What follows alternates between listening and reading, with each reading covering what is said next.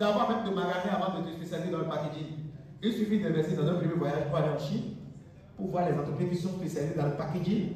Tu signes des accords avec eux.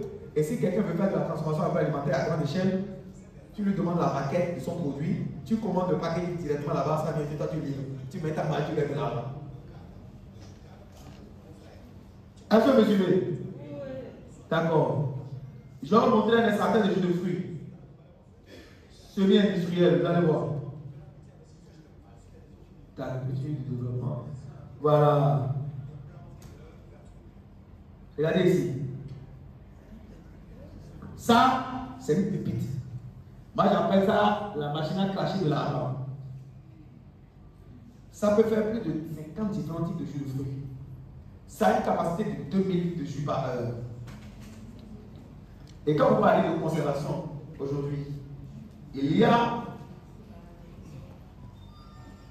au Bénin à côté de vous la connaissance pour vous apprendre à stabiliser les jus que vous produisez. Il y a deux manières de faire les jus de fruits. Il y a la manière de faire des jus pressés sur place, c'est-à-dire à froid, pour que les gens consomment immédiatement. Il y a une autre manière qui permet de faire des jus, mais conservés avec des conservateurs. Et ça, il faut pasteuriser, il faut stériliser.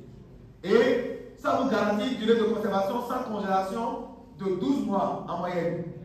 Je sais que c'est ça qui vous intéresse. C'est ça, non? Oui. Vous avez la possibilité de mettre ces jus-là dans des contenants à 3 niveaux. Le niveau le plus facile en bouteille, en verre. Le deuxième niveau en plastique. Et le troisième niveau en canette. Au Bénin, moi je vends des machines pour sceller des canettes. Avec 500 canettes et la machine à $1000. Ça dépendra. Ça dépendra également de la taille des canettes. J'ai des machines au Bénin qui permettent de sceller des canettes. Vous voyez les canettes de Coca, de trucs de Fanta, tout ce que vous voyez, c'est professionnel là. Donc moi j'ai ça. Pourquoi j'ai ça? Parce que je suis allé en Chine. Parce que moi aussi je me disais, il y a de cela quelques années derrière, qu'il faut avoir au moins $1 million pour avoir des machines comme ça qui permettent de faire ce travail. Mais quand tu n'es pas initié, tu ne sauras jamais. C'est pour ça que celui qui a l'information a le pouvoir. Regardez, vous allez voir. Ça, c'est un moteur à essence. On met de l'essence dedans. Regardez, vous allez voir comment ça fait de l'extraction de jus. Regardez. Vous avez vu vos ananas qui poussent dans les machines, non? Regardez bien. On démarre la machine, vous allez voir. Mais ça me fait mal au cœur que la production fasse ça. Pourquoi? Je voudrais que vous voyez bien avec une bonne qualité de vidéo. Oh là là là là là là là là.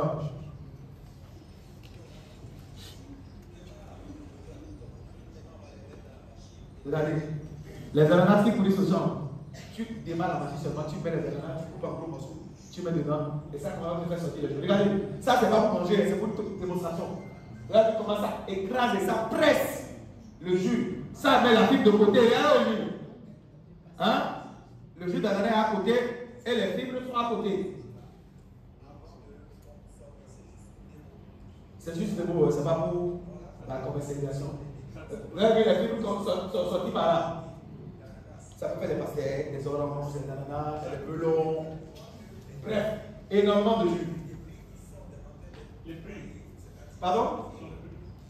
Cette machine coûte moins de 1000 € électrique depuis le Bénin. Avec le fret aérien, j'ai déjà livré à des dames ici. Hein. Je crois que ça a coûté 800 000 francs CFA.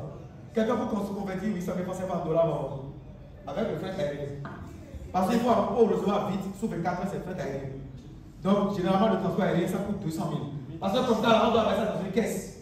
Pour que ça puisse passer par la voie aérienne. Avec la voie aérienne, c'est plus rapide. Maintenant, ça, la douane, on va estimer la douane. Je ne connais pas le coût de la douane dans votre pays. Vous allez vous en occuper pour dédouaner ici. Mais je crois avec $1 million, ça va vous tout ça. $1600. Voilà. Y compris le transport pour l'avoir. Parce qu'on la met dans les caisses. La caisse aussi en poids. On ne peut pas transformer quelque chose par voie aérienne comme ça, gratuitement comme ça. Je vais vous montrer une autre, vous allez voir comment elle est performante.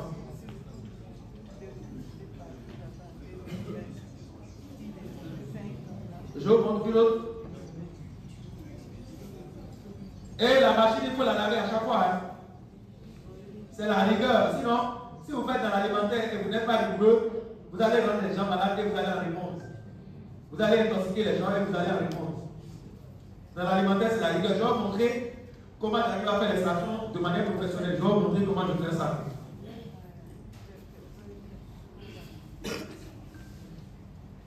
Oh là là là là là.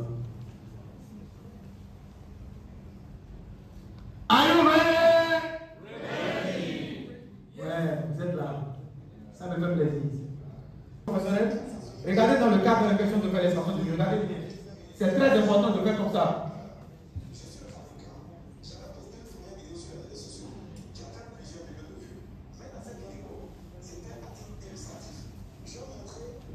Oh, là, il y avait beaucoup de critiques, des gens qui ne se connaissaient en rien du tout. J'ai apporté des grands. En fait, j'ai apporté un tablier. Le moteur que nous avons ici, c'est un moteur à essence et il fait 2000 litres. C'est moi que je l'ai fabriqué. Hein. J'ai une usine dans laquelle je fabrique des machines agricoles. C'est pas que ça fabrique pour beaucoup de machines agricoles. Voilà, ça c'est pareil. Il faut juste être ingénieux, il faut réfléchir, il faut poser la tête, il faut copier ce que les autres font ailleurs, et il faut copier-coller et améliorer, adapter à telle condition de vie. Vous avez vu comment le jeu la sort. Donc c'est important d'utiliser les ustensiles en inox parce que c'est de l'alimentaire. Le fer est oxydable, le fer va oxyder et détruire la qualité du produit, même intoxiquer les gens. Donc la machine est en inox et les ustensiles dans lesquels on met les aliments sont en inox. Regardez bien. C'est pas la même que tout à l'heure. C'est la même. Mais beaucoup plus avancée. La vidéo que vous avez regardée, c'est une vidéo de 2022, ça c'est une vidéo de 2025. Et celle-là est plus que Et regardez comment il fait le blanc, et regardez bien. Sans ajout d'eau. Et ça c'est du jus pressé sur place. Qui va avoir ça, qui ne va pas consommer en Côte d'Ivoire? Et c'est à cause qui va faire ça, regardez. Je vais vous parler du packaging. Regardez bien, vous avez vu? C'est cette chose-là qui manque ici, bravo. Vous avez vu comment la pastèque est présentée? Ça, on appelle ça le branding du produit. La personnalisation du produit. Quand on fait un produit comme ça sort. Le gingembre, authentique, sans sucre. Et tout ça, c'est sans additif. Voilà. Donc, moi, je vous montre ce que moi-même je fais dans la vie de tous les jours. Je ne vous montre pas ce que j'ai envie de vous montrer. Alors, solution durable pour la nourriture, biogaz. Je vais vous montrer le système de biogaz. Voilà.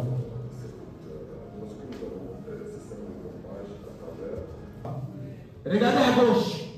Ça, c'est une unité de séchage, de conditionnement de mangue. Vous avez beaucoup de mangues ici, bien un peu. Qu'est-ce que vous en faites de ces mangues? C'est un crime. Aujourd'hui, vous avez des séchoirs en Chine qui coûtent 1500 $, qui sont capables de sécher n'importe quel produit, feuilles, fruits, racines, tubercules, poissons, viande. Je n'ai pas dit braiser, hein. Sécher. Il y a une différence entre braiser et sécher. Sécher, c'est le fait de déshydrater pour conserver. Donc, vous avez aujourd'hui en Chine des machines qui sont en inox. Honnêtement, je ne vous conseille pas pour sécher de façon professionnelle d'aller commander des machines en Afrique. Si c'est pour fumer ou bien faire truc, parce que là-bas, les machines que nous avons actuellement, même si que moi j'ai, c'est vrai, ça peut sécher. Mais ça peut aussi altérer un peu la qualité organoleptique du produit. Il faut être honnête. Ici, nous sommes à une conférence. Il faut de l'honnêteté intellectuelle. Mais en Chine, vous avez des séchoirs qui fonctionnent sur le courant conventionnel de 220 volts, qui sont impeccables. En une heure, ça vous dessèche 100 kg de produits. Ça dessèche complètement 100 kg de produits. Et ça, c'est une usine au Burkina Faso qui fait le séchage de mangue. Au milieu, vous avez la fierté de Bénin.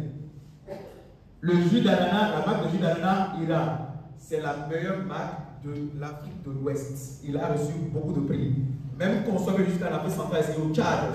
Je ne sais pas s'il y en a ici. Ira, c'est pas encore arrivé.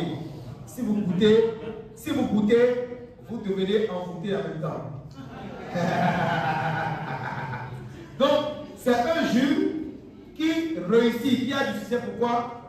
Qui Qui va me dire pourquoi ce jus-là du succès? Ouais, et à la qualité des fruits, mais. Très bien. Un gros banc pour lui.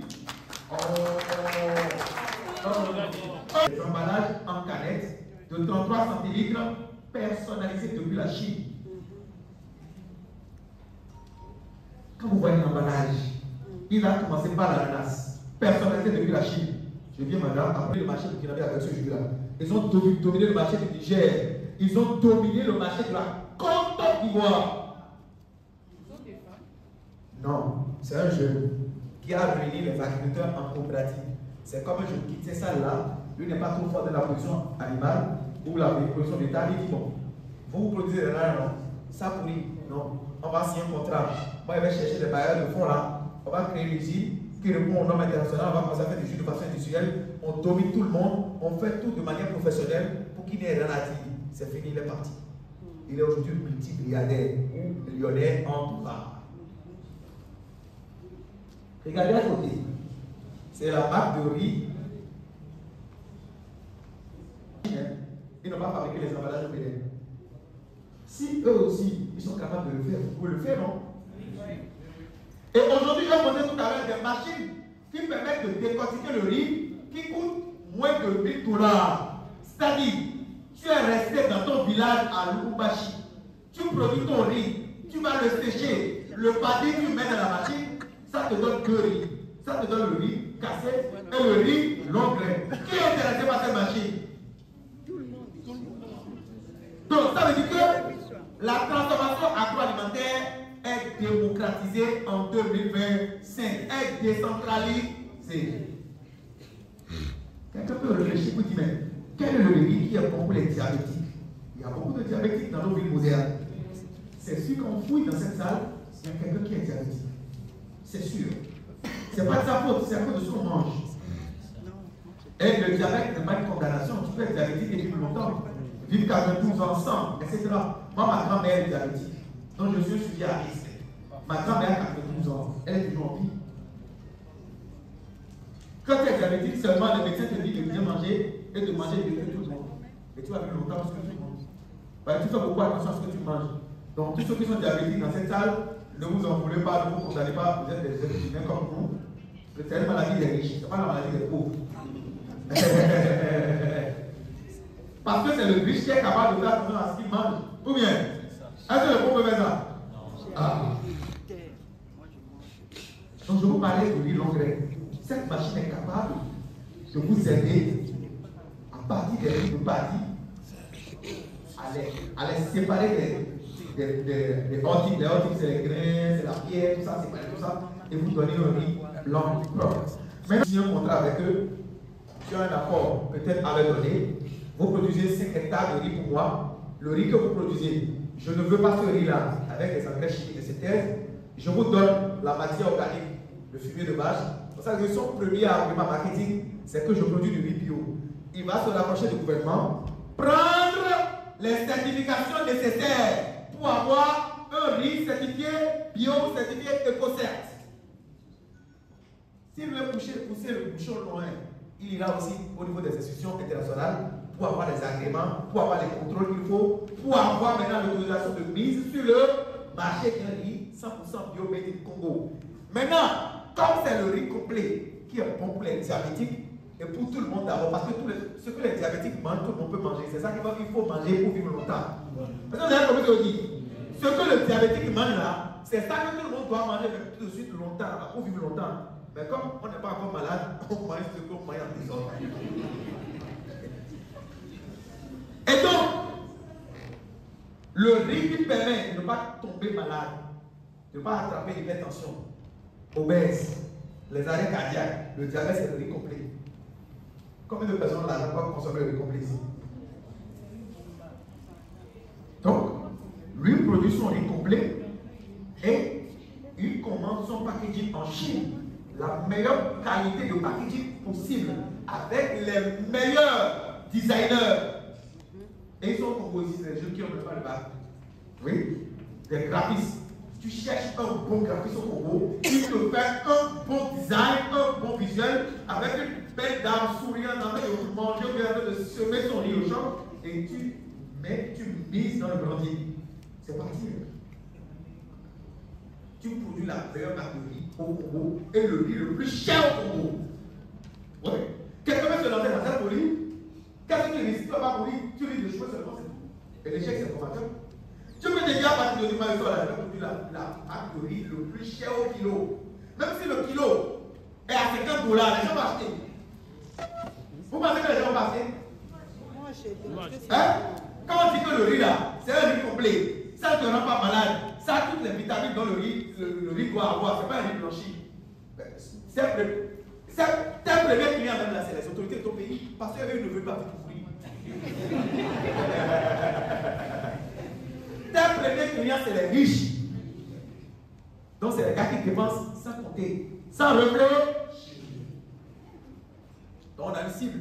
Et donc ta publicité doit être en fonction de cette cible-là. Pourquoi faire une publicité qui se donne? Ah, il faut venir manger Congo, bon, c'est tout, quand c'est tout, c'est tout. C'est pas ça. Une publicité rafraîchie, élégante, qui parle à ta cible. Et c'est comme ça qu'on se fait de l'argent. Et quand tu produis quelque chose que la classe bourgeoise de ton pays consomme, ça veut dire que les classes bourgeoises des pays voisins automatiquement adoptent ton produit. Parce que les riches se connaissent entre eux. Mais qu'est-ce que ta femme, elle ne veut pas qu'elle dise là? Non, en fait, c'est la meilleure batterie au Congo, c'est un petit à moi, c'est un jeune, je vais l'appeler de Michael. Tu peux m'amener 10 kilos là, ça fait combien? $600. Il met ça dans son avion, il vient dans son pays, il envoie à ses amis, de bouche à oreille, la meilleure publicité. Il y a même des études scientifiques qui l'ont prouvé. La meilleure publicité au monde, la plus efficace de tous les temps, c'est la publicité de bouche à oreille. Ce n'est pas la publicité des réseaux sociaux, ce n'est pas la publicité à la télé avec le grand cri. C'est vrai, ça permet d'avoir des prospects qui sont trompés après une passe. La publicité des réseaux sociaux, tu peux tromper les gens une fois.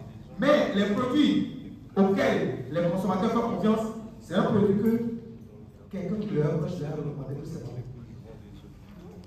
Ton beau-père, il a mangé le riz. Ah, mon fils, tu connais ce riz-là, je l'ai mangé, c'est bon pour moi. Quand je l'ai mangé, ma tension est devenue normale. Je te conseille, ils sont ici. Il achète, il en parle à ses amis. Ça va plus vite. Et celui sur le gâteau, si le produit est bon, alors là, la demande dépasse l'offre. Bravo. Donc c'est pour vous dire que tout est possible. Moi je me rappelle des tout premiers packaging de ce riz-là, le riz long grain là. C'est produit dans la vallée de Lomé, le riz de Nice. Et l'usine de décortiquage est à Dorco, dans mon village, dans la vallée de Lomé, au Bénin. La vallée de Lomé, c'est la deuxième vallée la plus riche au monde, après la vallée du Nil, mais c'est une vallée mal exploitée. Et tous les pays souffrent de cette maladie, c'est pas seulement le Congo, il y a ça qui souffre de ça. La mauvaise gestion, la mauvaise exploitation. Normalement, si on utilise bien cette vallée, elle est capable de satisfaire toute l'Afrique en ligne. Corruption, mauvaise gestion, tout ce qu'il faut. On va voir concrètement une technologie de conservation des produits agricoles. Regardez bien. On va voir ça tout de suite.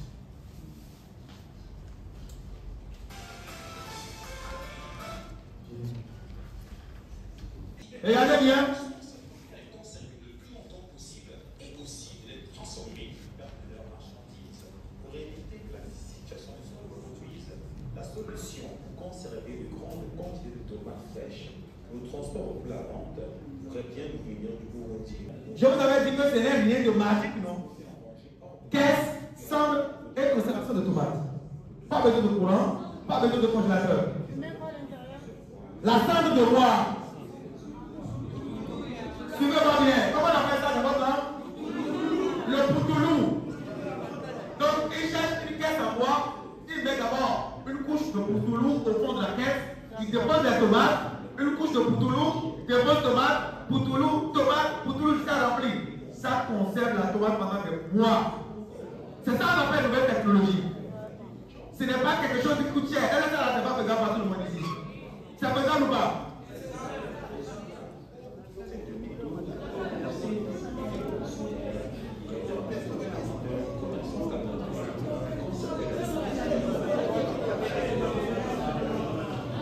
C'est bon? Ça, c'est la première technique. Deuxième technique, pour conserver la tomate, regardez. Je vous ai toujours dit que, regardez ça. Les moyens de lutter contre les importantes pertes post-récolte qu'elle rencontre régulièrement. différents conditions. Tout le monde peut l'apprendre, hein. C'est pas quelque chose d'extraordinaire. Garantit un résultat sain et surtout exact de produits chimiques. Ça, c'est la bouteille de mayonnaise qu'elle récupère pour faire de la purée de tomates. Je la lave très bien. J'enlève les déchets des jambes. Une longue jus de tomates bio. Regardez. L'offre est bel et bien présente. C'est pas beau ça? Je n'ai pas d'aide. Pour que je fasse beaucoup, parce que je suis en mesure de livrer ça comme il faut. Si j'aime plein. Ce qui me fait faire un peu comme ça, c'est le manque de frein, le manque de marché. Plus longtemps Le manque de marché. On va apprendre tout à l'heure comment on trouve le marché.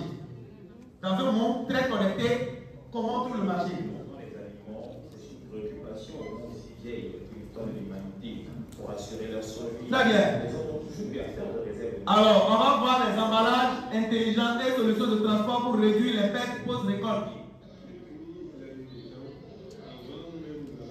Je vous avais parlé du jus Ira, non? Vous voulez voir l'usine du jus Ira?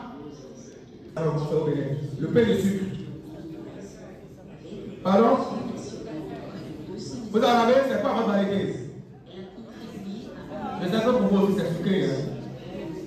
Kayanis, vous c'est quoi?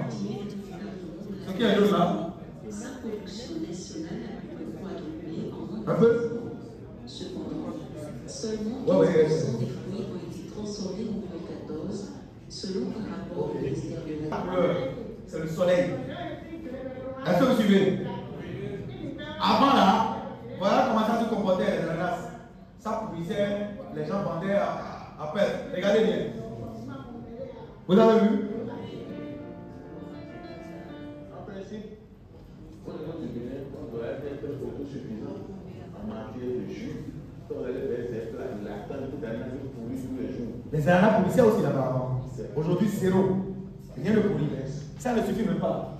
En transformant nos produits au niveau local et en amenant nos populations à consommer ce qu'ils ont eux-mêmes. l'ananas, Regardez l'usine. une unité de transformation située à Alada. Vous avez vu Dans l'usine? cette unité, Pour découper même sur les humains qui font ça. Est-ce que c'est extraordinaire ça là? l'ananas Est-ce que c'est extraordinaire? créé en leur sein une union sacrée, une initiative soutenue par le programme de productivité agricole en Afrique de l'Ouest. Vous avez vu les jeunes, non?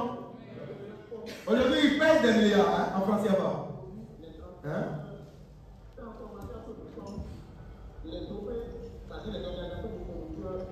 Donc, ici, leur but de travail seul, il travaille avec les OP, les organisations paysannes. Lui seul, il est qui pour produire cette quantité. Donc, c'est arraché les producteurs, ils produisent de l'ananas, ils lui fournissent la matière première, l'usine tourne, tout le Bénin consomme aujourd'hui du jus d'ananas. Ce qui fait même la fierté de ce produit, c'est que c'est un bon produit qui respecte les normes internationales. Les chaînes de production et de transformation mutualisent leurs efforts en vue d'améliorer la productivité et le coût. J'ai décliné cette nouvelle technologie-là en plusieurs types de technologies. Il y a des technologies classiques qui sont immédiatement accessibles. Il y a des technologies qui sont accessibles à une certaine classe de personnes. Et il y a la haute technologie, n'est-ce pas? J'ai expliqué ici que la technologie, ce n'est pas forcément des machines, des robots, de l'IA, n'est-ce pas? J'ai démontré avec le cas des rejets de bananiers, n'est-ce pas? Comment, grâce à la technique de rejet baïonnette, on a beaucoup plus de demandes. On est allé à la technique des plants issus de fragments de tiges qu'on appelle la technique PIF, n'est-ce pas?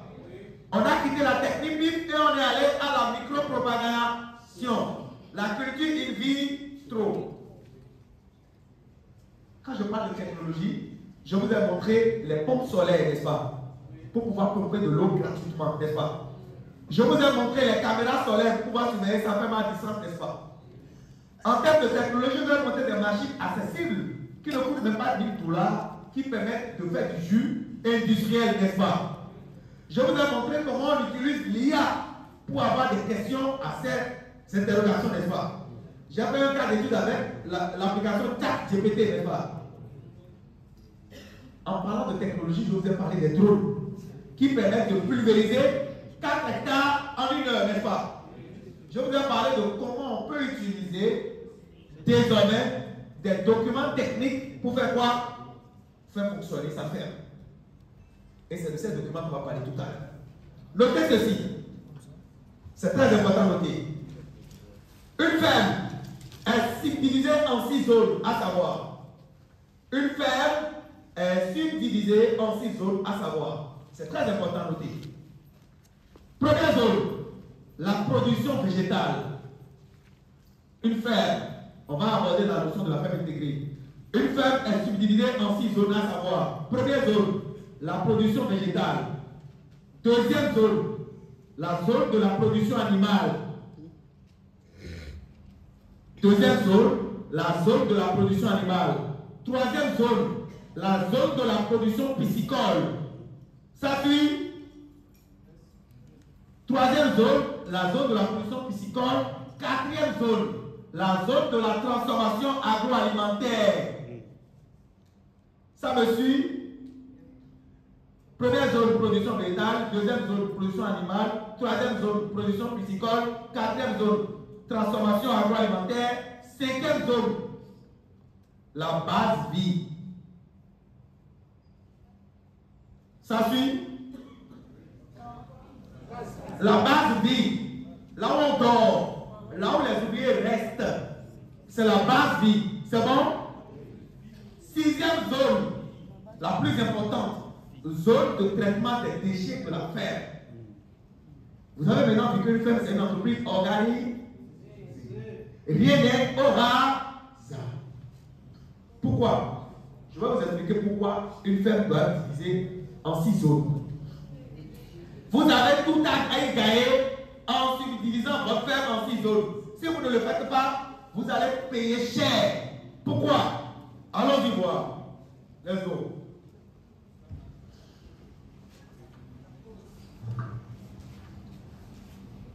Alors, regardez bien cette image que je vous mets dans l'écran. C'est la deuxième présentation, on est bien dans la deuxième présentation. Regardez bien cette image.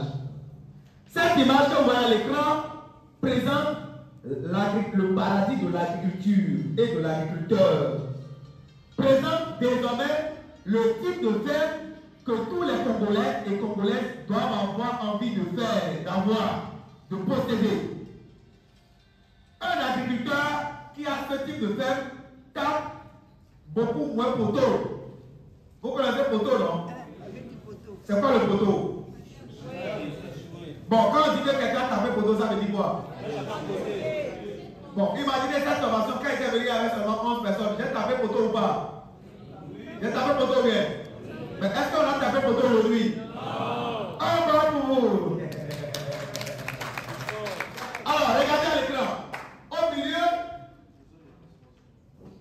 utilisez bien des travailleurs, quoi. Regardez. Oh là là là là là. Regardez au milieu. Je n'arrive pas à zoomer bien. C'est pas grave. Vous avez vu des animaux au milieu ici, non? 2 vaches en train de brouter l'herbe, n'est-ce pas? Est-ce que peut avoir un bâton long, un bâton ou un truc comme ça pour étudier aux gens? Pour que les gens suivent. Bon, écoutez. Regardez. Regardez au milieu, vous avez vu 2 animaux noirs là, non? Vous avez vu 2 animaux noirs? C'est eux qu'on a zoomé ici. Vous avez vu les 2 animaux là? Ils ont mangé l'herbe sur la ferme, n'est-ce pas? On les a zoomés ici.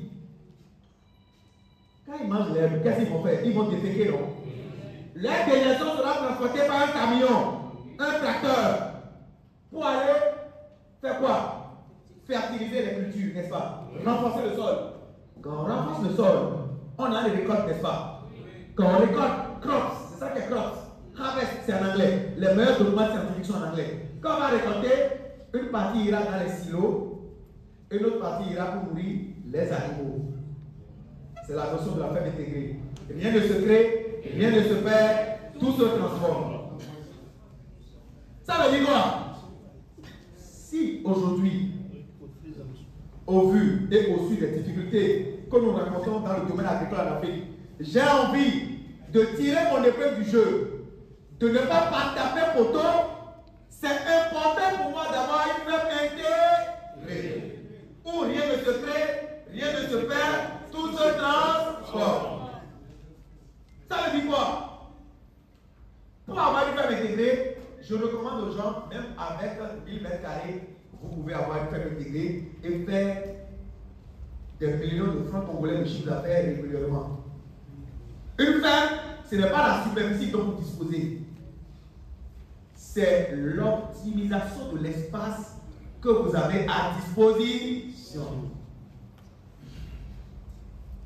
Ça, c'est à quoi d'avoir 30 hectares de manioc qui ne sont pas préservés. Ça, c'est à quoi? Ça ne va rien donner, n'est-ce pas? Ça, c'est même à la limite difficile à suivre.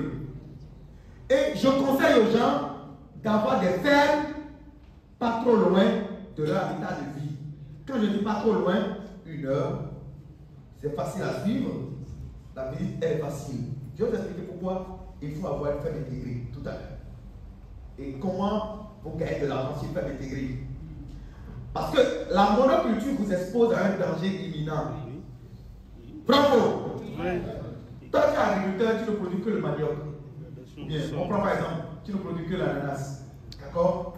Et tout le monde a réfléchi comme toi. Quand tu voulais lancer ta feuille d'ananas, 10 hectares là, tout le monde a réfléchi comme. Donc, au bout du rouleau, tout le monde a l'ananas. Combien? Ce n'est pas l'ananas du marché. Quand l'offre dépasse la demande, poteau. Vous avez tapé poteau ou pas? Mais figurez-vous que, monsieur, comment vous appelle? Monsieur Mamadou, au moment où tout le monde faisait ananas, parce que cette année 2025, l'ananas a donné et a fait beaucoup de millionnaires. Donc l'année prochaine, tout le monde ira faire ananas, n'est-ce pas? Un agriculteur intelligent ne fait pas comme ça. Il vient là où tout le monde a quitté. Et lui il reste, il a grandi là où tout le monde a quitté. Warren Buffett l'a monté à plusieurs niveaux. Donc, au moment où tout le monde va ailleurs, Mamadou, lui, va faire pas que de l'ananas, il va faire de l'ananas, parce qu'il ne faut pas être bête aussi. Tu fais un peu d'ananas, un peu de banane, un peu de pastèque, un peu de piment, un peu de poivron, un peu de melon, sur la même superficie. Au lieu de lancer une plantation d'orangerie unique, sous ce verger d'oranger, je peux avoir des poivrons, du melon, du piment, etc., etc. Ça me permet de mutualiser mes efforts et ça me permet d'éviter les mauvaises surprises. Si la banane m'a donné Boumen, le melon ne peut jamais me donner Boumen au même moment. Si le tout me donne Boumen, ça veut dire qu'il n'y a pas eu de suivi. Point barre. C'est la seule réponse. Tu ne peux pas échouer sur toutes les cultures sur le même passé. Ça n'a pas de sens. Et le fait de diversifier différentes familles de cultures, ça veut dire que vous ne subissez pas les conséquences directes des maladies et de la maladie qui sont introduites à ces cultures-là. Notez ceci. La tomate, notez, c'est très important cette partie-là, parce que ça fait partie des cultures les plus cultivées, les plus consommées. La tomate, le piment, la pomme de terre, l'aubergine, le poivron, la grande morelle, je répète encore, la tomate, le piment, la pomme de terre, le poivron, l'aubergine, la grande morelle, et j'en passe, sont les plantes de la même famille. On appelle ça la famille des Solanaceae. Et c'est la famille de légumes la plus populaire au monde de tous les temps et la plus consommée. Qui est ici qui ne mange pas la tomate? Est-ce qu'il est garçon? Il y a quelqu'un qui ne mange pas la tomate? Est-ce qu'il y a quelqu'un qui est désigné à manger piment? Même s'il n'aime pas piment, il a déjà mangé une fois. Est-ce qu'il y a quelqu'un ici qui peut échapper à la pomme de terre? Il a déjà goûté une fois dans sa vie. Les aubergines, on n'en parle pas. C'est les plantes de la même famille. Maintenant, pourquoi vous parlez de ça? Il est important dans le système agricole intégré ou non de faire attention au précédent culturel. C'est quoi le précédent culturel? Le précédent culturel a dit, j'ai fait cette année 1 hectare de poivron. Ça m'a donné beaucoup d'argent. J'ai eu un bon rendement. L'année prochaine, je vais répéter le même geste. Est-ce que c'est bon? Non. Pourquoi c'est pas bon? Pourquoi? Je vais te donner la parole à maman. Maman, pourquoi? D'autres vont amener sur le marché à cause de ce. Non, c'est pas ça. Pourquoi? La maladie, merci. Un gros bas pour cette maman-là. Qui est forte? Voilà. C'est à cause des maladies. les ravageurs et les maladies qui sont inféodées à la tomate sont les mêmes pour le piment, sont les mêmes pour le poivron, sont les mêmes pour la pomme de terre. Regarde, pomme de terre, tomate, est-ce qu'il y a rien? Pourtant, ils sont de la même famille. Ah, tu ne peux pas savoir, ça te dit que pomme de terre et tomate sont de la même famille. Elle ne peut pas savoir. Donc si tu ne sais pas ça, tu vas taper pour toi. Même si tu ne remplaces pas par la pomme de terre, tu auras toujours les mêmes difficultés. Donc il faut faire de la rotation culturelle en choisissant une autre culture qui est issue d'une autre famille. Par exemple, le concombre, le melon, la pastèque. Pastèque, concombre, melon, pastèque et autres calabacées sont de la famille des curcubitacées. Voilà encore une autre famille. Ouais. Curcubitacées. Et donc pourquoi je vous dis ça? Je vous dis ça parce que beaucoup d'agriculteurs ici au Congo font cette erreur. Et quand vous venez dans les champs, suivez-moi bien, les feuilles de tomates sont recroquevillées vers le haut, bien vers le bas, sont attaquées, ils donnent tous les produits, ils bombardent tout, il n'a aucun résultat, il dit que l'agriculture n'est pas rentable, alors que c'est lui qui n'est pas rentable. Il ne sait même pas ce qu'il fait. Et il ne sait même pas pourquoi il fait ça. C'est la même chose qui se passe chez le manioc.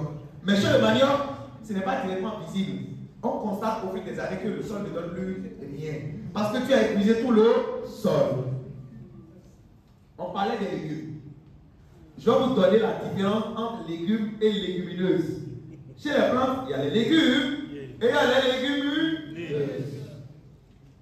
Les légumineuses, moi je les aime. Pourquoi? Parce que c'est les amis des humains. Les légumineuses sont des plantes, premier caractère de reconnaissance des légumineuses, à aller chercher l'azote atmosphérique et fixer cet azote dans le sol. Oui. Donc c'est des plantes qui cherchent l'engrais dans l'air et qui donnent à la terre. Est-ce que vous voyez? Elle ne tape pas photo, elle n'a pas besoin d'engrais. Même si les sols pauvres, les légumineuses donnent. Et les légumineuses renforcent le sol. Exemple de légumineuses. Cadianus cadjan. Cadianus cadjan qu'on appelle le pois d'Angole. Vous connaissez le pois d'Angole? Non. Le niébé. Vous connaissez le niébé au moins? Le haricot vert. Vous connaissez le haricot vert, non? Le soja. Le poinzou. La lentille de terre. Vous connaissez les arachides? Ce sont des légumineuses. Ce ne sont pas des légumes. Non, non. Ouais. Olive. C'est une plante légumineuse, même la famille des pharmacies. C'est bon? Oui. Maintenant, deuxième caractère pour reconnaître les légumineuses. Leur fleur est en forme de papillon. C'est ce qu'on leur apprend là. Et troisième caractère qui ne tape jamais poteau, leur graine est contenue dans une gousse. Oui. Toujours dans une gousse. Oui. Est-ce que l'arachide n'est pas dans la gousse? Répondez-moi. Est-ce que l'arachide n'est pas dans la gousse? Est-ce que niébé, le haricot n'est pas dans la gousse? Voilà. Donc, c'est les petites choses qu'il faut connaître pour ne pas commettre cet nombre d'erreurs. Tu veux développer? Animal piscicole de la transformation de l'agroécotourisme, très peu connu. Je vous dis, l'agroécotourisme très peu connu. Ceux qui aiment les trucs de immobilier, les trucs de chiche, les endroits chic là, restez jusqu'à la fin pour suivre cette partie-là, ça va beaucoup vous parler. Il y a beaucoup d'argent ici, mais ce n'est pas accessible à tout le monde. Je parle de l'agroécotourisme. Si quelqu'un est dans cette salle et il a l'argent pour faire un hôtel, je lui conseille d'abandonner le projet hôtelier et de faire une ferme agroécotouristique. Il fera 10 fois plus de chiffre avec un hôtel conventionnel en ville ici à Kinshasa. Je vais vous expliquer comment il va faire de l'argent. La ferme intégrée à la conclusion. Production végétale. Ça, c'est l'introduction, on n'a pas le temps, mais on va prendre une petite pause. Il est très. On va reprendre à 14 h. Maintenant, s'il vous plaît, ceux qui n'ont pas pu remplir la liste, après ne dites pas que Valère de passage, il ne vous a pas mis dans le forum. Écrivez vos noms, numéros. Non? Pardon?